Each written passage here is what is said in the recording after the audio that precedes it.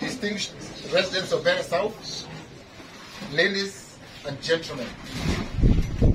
The reason we are gathered here is to chart the way forward as a Better South community.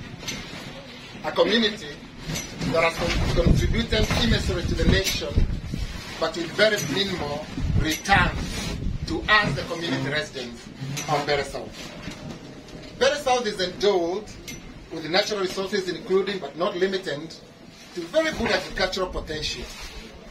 Minerals, mineral industry, Mugo, which is in its infant stages, and peasant commercial farming that all remain untapped to their optimum.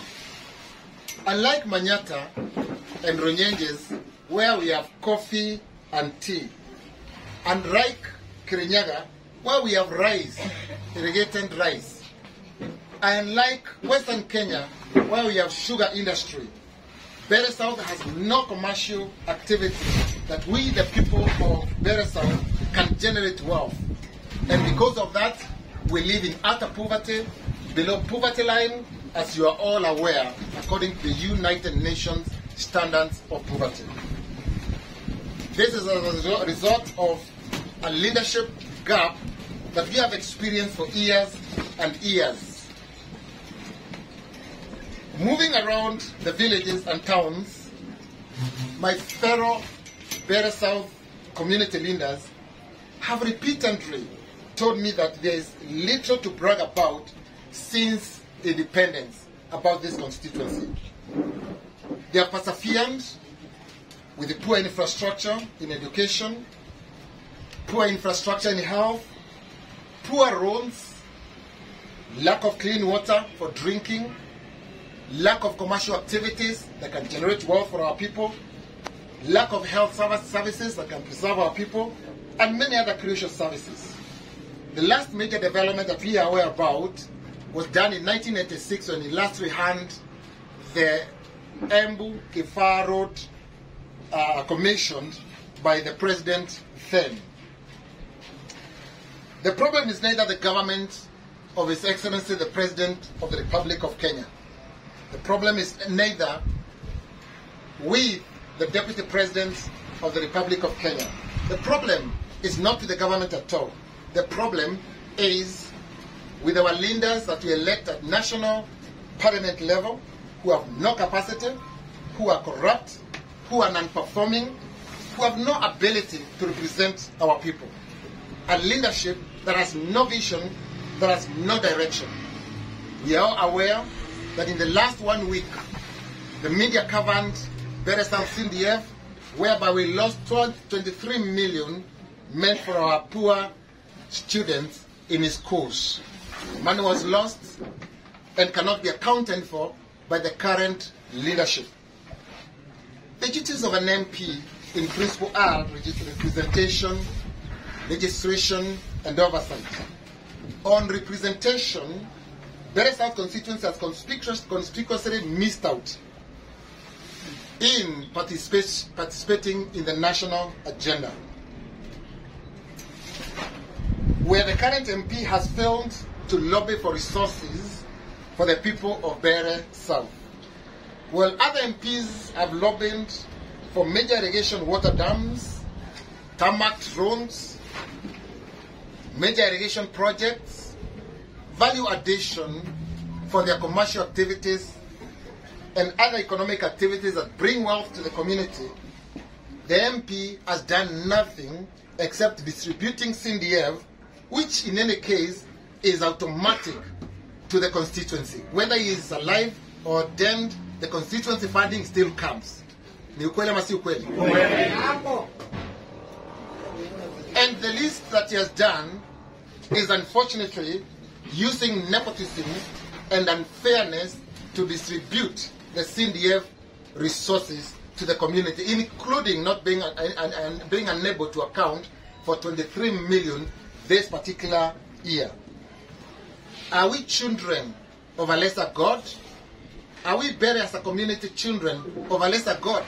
Where we see development in the rest of the places of the country, but in Better South, we've been forsaken, we've been forgotten, we've been left behind, unlike many other places in this country.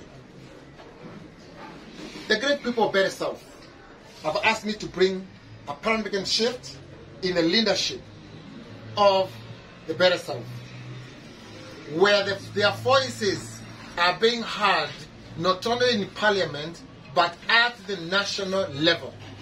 Number two, where we lobby for major projects that can transform the lives of the community of Better South.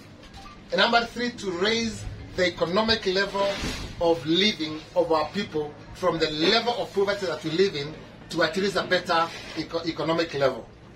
We have witnessed other semi-arid areas that are doing better. Why not Better South? Why not Better South can also be doing better?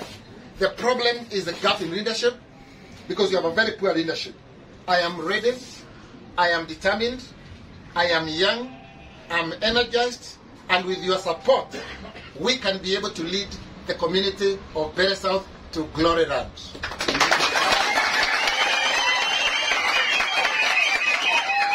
My constituents have demanded the following big six that are the minimum deliverables for our community. Number one, water for irrigation and clean drinking water. Number two, improved infrastructure, that is roads and electricity distribution to our homes, schools and markets. Ni ukweli. We are saying to the national government, we will be pleading with the government that is going to be that the ring road, which has been forgotten for the last 10 years, the ring road for Manyata is completed, Runyenjes was completed, Better South is almost completed, but Better North is almost completed. But for Better South, from PI through Karaba, through Gategi, Makema, Mashanga, and from Keretire to Chicago has never even been done a quarter of it.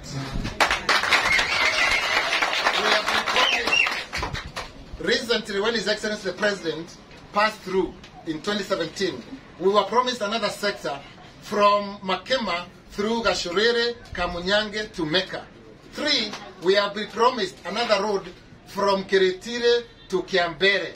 All those roads we will be saying as Better South community that we are pleading with the national government at Assisi to Patiwe, Kama, Wale,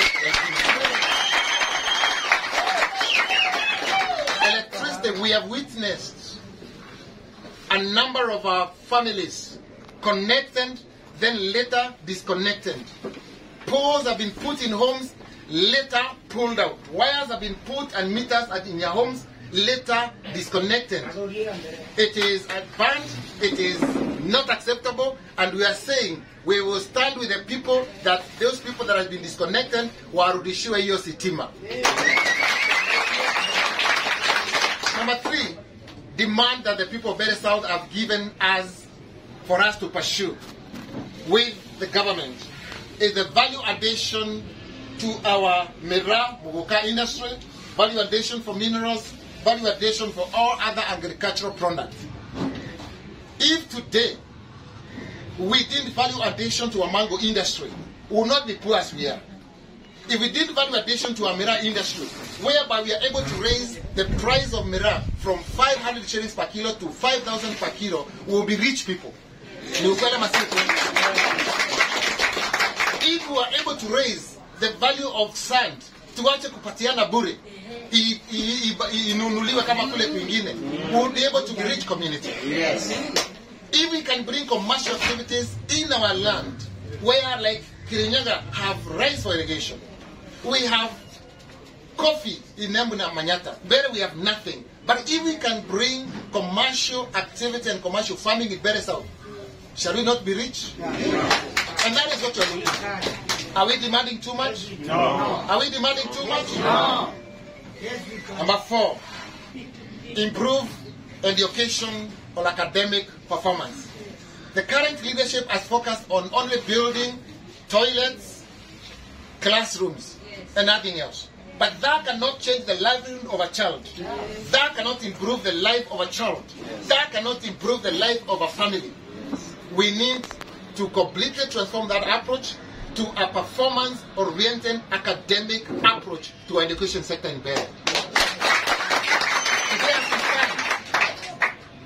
Today as we stand, if you count the people from Benin South who are going to the universities, they are very few. If you can't count the people who are passing very well to go to higher institutions, they are very few.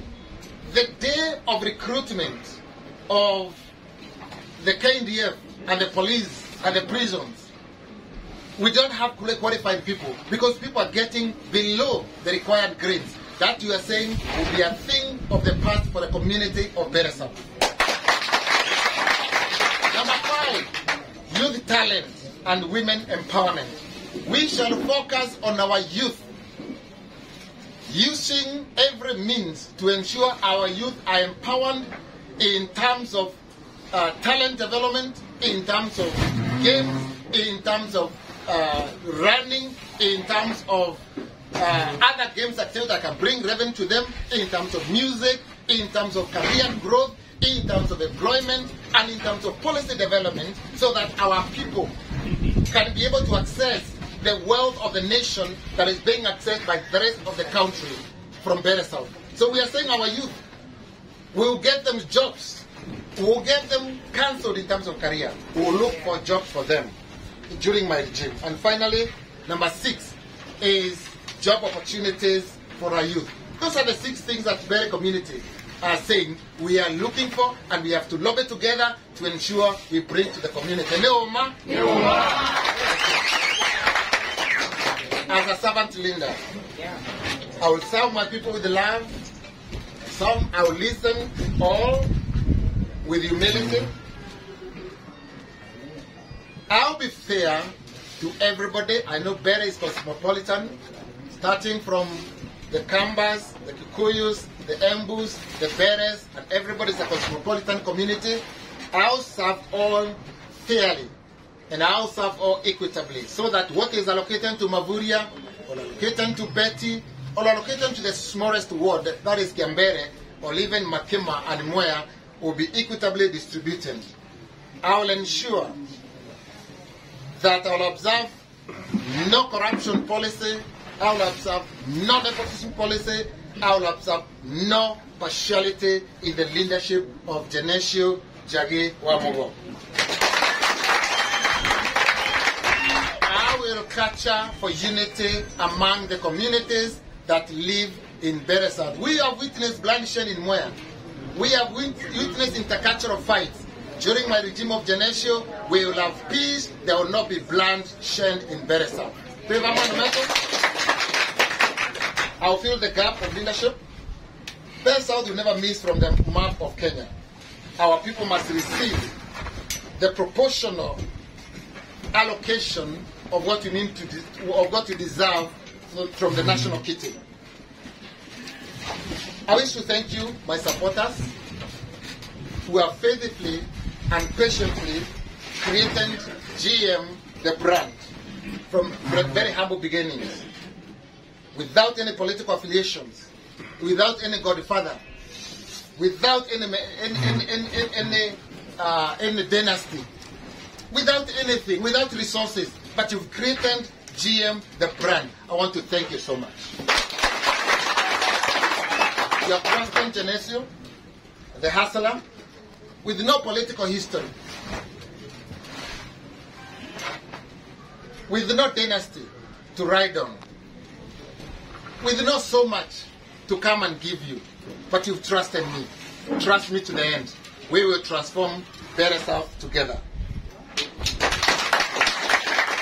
Finally, ladies and gentlemen, the big question that you've been asking me today is one: ground inasema nini? You've been asking me ground inasema nini, so niwaulize ground inasema nini? Ground inasema nini? Haya, hapo kwa pate, ground inasema nini?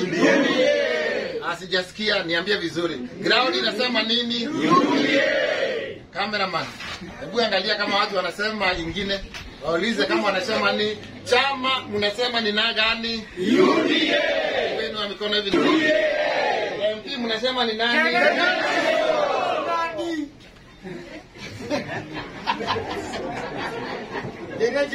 Unda kazi ni kazi.